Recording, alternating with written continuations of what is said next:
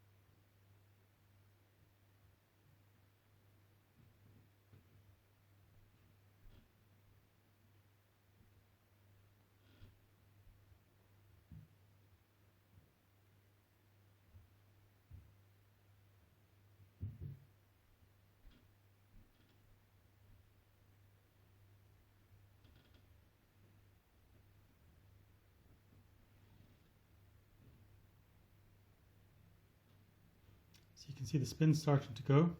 It's going to be drawn back down to the base. So there you go. That's how you can use magnets and movement to make things float in the air.